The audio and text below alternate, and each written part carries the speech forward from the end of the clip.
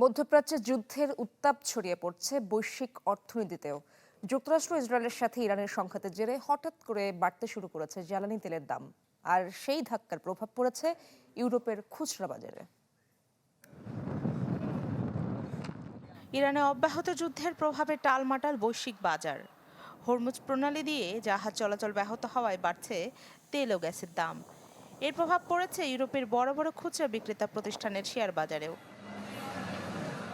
সম্প্রতি Inditex, marks ও স্পেন্সারের মতো বড় ব্র্যান্ডগুলোর শেয়ারও পড়তে শুরু করেছে নিচের দিকে।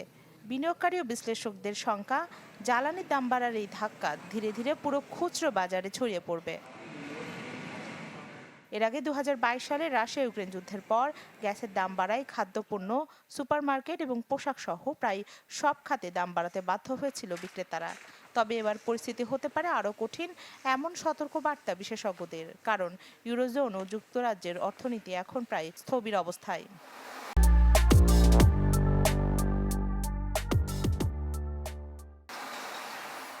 এ বিষয়ে স্পেনের আইএসি বিজনেস স্কুলের অর্থনীতি বিভাগের অধ্যাপক ক্রিশ্চিয়ান ইউফিঙ্গার বলছেন, দীর্ঘদিনের উচ্চ মূল্যস্ফীতির কারণে মানুষের হাতে এখন আগের মতো অর্থ নেই।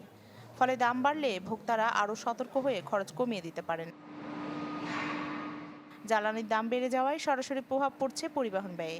এছাড়া সুপারমার্কেট ও শপিং মলে রেফ্রিজারেশন, এয়ার কন্ডিশনিং, হিটিং এবং আলোর জন্য প্রয়োজন বিপুল পরিমাণ জ্বালানির, যাতে খরচ বাড়ছে কয়েক গুণ। এদিকে তেলের দাম বাড়ায় প্রভাব পড়ছে সার উৎপাদনেও, যাতে চাপ বাড়ছে খাদ্য উৎপাদকদের ওপর। ফলে কৃষি থেকে শুরু করে খুচরা বাজার পর্যন্ত পুরো সরবরাহ ব্যবস্থায় ব্যয় বাড়ার আশঙ্কা দেখা দিয়েছে। বিশ্লেষকদের মতে বর্তমানে সবচেয়ে বেশি ঝুঁকিতে আছে পোশাক খাত। কারণ খাদ্য ও নিত্য প্রয়োজনীয় পণ্যের দাম বাড়লে মানুষ প্রথমেই পোশাকের পেছনে খরচ কমিয়ে দেয়।